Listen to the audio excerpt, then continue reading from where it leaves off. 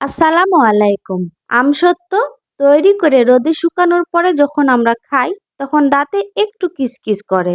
আর এভাবে যদি টিস্যু ভিজে আমসত্ত্বর উপরটাতে একটু সুন্দর করে আমরা মুছে নিই তাহলে কিন্তু খাওয়ার সময় আর কিচকিচে ভাব থাকবে না। প্লেটে লেগে যাওয়ার ঝামেলা ছাড়াই আজকে এক রেসিপিতে ২ কালারের আমসত্ত্ব তৈরি করে দেখাবো। আর এগুলো হচ্ছে কাঁচা আম দিয়ে তৈরি। দেখতে হবে কাচের মতো স্বচ্ছ আর লোভনীয়। খেতে হবে চটপটে মশলাদার, টকঝাল মিষ্টি। আর তৈরি করা তো খুবই সহজ। ঘরে থাকা কয়েকটি উপকরণ দিয়েই তৈরি করা যায়।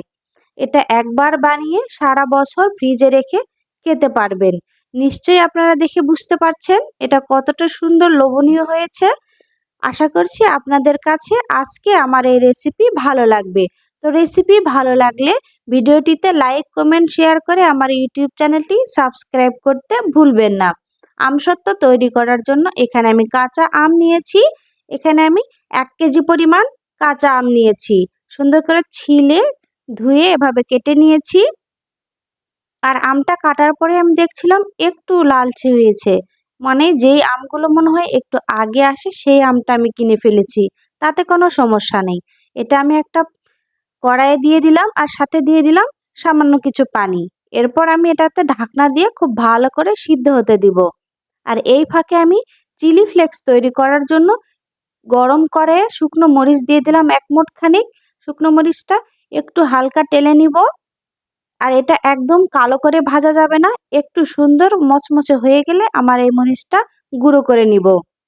আর এদিকে আমার আমটা খুব ভালোভাবে বলক হয়ে এসেছে। আমি এটাকে একটু নেড়ে দিচ্ছি। এবার এটাকে আমি একটু চেক করে নিব আমটা সিদ্ধ হয়েছে কিনা। আমটা আমার খুব সুন্দরভাবে সেদ্ধ হয়েছে। এবার এটাকে আমি ঢাকনা দিয়ে একটু হালকা ঠান্ডা হতে রাখবো। এটা ঠান্ডা হওয়ার পর আমি একটা ব্লেন্ডার জাগ নিয়েছি, ব্লেন্ডারে আমগুলো দিয়ে দিচ্ছি। এটাকে খুব ভালো করে এবার আমি ব্লেন্ড করে নিব। আমটা ব্লেন্ড করে নিলে এটা কোনো দানাদার ভাব থাকে না। আর আমসত্ত্ব তৈরি করার পরে এটা খেতেও খুব ভালো লাগে। আমার আমটা ব্লেন্ড করা হয়ে গিয়েছে, আমি কড়াইয়ে দিয়ে দিলাম। আর দেখেই বুঝতে পারছেন এটা কতটা সুন্দর হয়েছে। আর এটা ছাকারও কোনো ঝামেলা থাকে না, ব্লেন্ডারে দিলে ছাকতে হয় না। আর এর সাথে আমি ফুল ১ কাপ পরিমাণ চিনি দিয়ে দিলাম। সাথে দিয়ে দিলাম ১ টিস্পুন লবণ। বিট লবণ দিলে এটার স্বাদ আরো বেশি ভালো আসে। ভাজা জিরা গুঁড়ো আর ভাজা ধনে গুঁড়ো দুটোই 1/2 টিস্পুন করে দিয়ে দিলাম। সাথে দিয়ে দিলাম ১ টেবিল স্পুন চিলি ফ্লেক্স, যেটা আমি শুকনো মরিচ ভেজে গুঁড়ো করে রেখেছিলাম। আর সাথে দিয়ে দিচ্ছি ২ পিস ছোট এলাচ, ২ পিস তেজপাতা ও ২ পিস দারচিনি।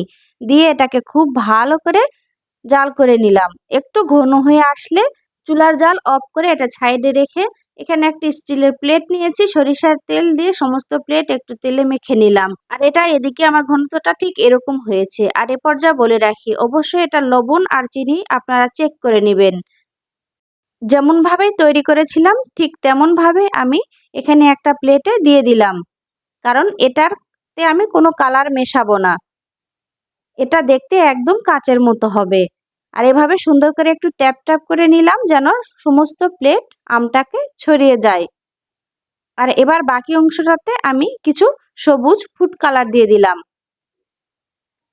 ফুড কালার দিয়ে এটা আরেকটুখানি জাল করে নিলাম যেন ফুড কালারটা খুব ভালোভাবে আমের সাথে মিশে যায়। এরপর আমি অন্য একটা প্লেটে এই আমটা দিয়ে দিলাম। দিয়ে আবারও ট্যাপ ট্যাপ করে এটা ২-৩ দিন রোদে শুকিয়ে নিয়েছি। আর রোদে খুব ভালো করে শুকানোর পরে একটা টিস্যু ভিজে এভাবে আমি আমের উপরের অংশটাতে মুছে নিচ্ছি যেন ধুলা ময়লা উঠে যায়। খুব ভালোভাবে এভাবে মুছে নেওয়া হয়ে গিয়েছে আমারটা। আমি এবার আমগুলোকে কেটে দেখাচ্ছি। আর এটা একদম প্লেটেও লেগে যাবে না, এত সুন্দরভাবে উঠবে প্লেট থেকে। অনেকের অভিযোগ থাকে আমসত্ত্ব তৈরি করার পরে এটা আর প্লেট থেকে উঠতে চায় না। তো আমার এই রেসিপি দেখে আপনারা যদি আমসত্ত্ব তৈরি করেন ইনশাল্লাহ আপনাদের আমসত্ত্ব নিয়ে আর কোনো অভিযোগ থাকবে না এবং খেতে অসাধারণ হবে। এই যে দেখুন কত সহজভাবে উঠে আসলো আর কতটা সুন্দর লোভনীয় এবং কাচের মতো স্বচ্ছ হয়েছে। চাকুর সাহায্যে এভাবে আমি কেটে গোল গোল করে ঘুরিয়ে আমি খুব সুন্দর করে রেখে দিব। সারা বছর ফ্রিজে রেখে এটা খাওয়া যায়। কতটা লোভনীয় হয়েছে আপনারা নিশ্চয়ই দেখে বুঝতে পারছেন।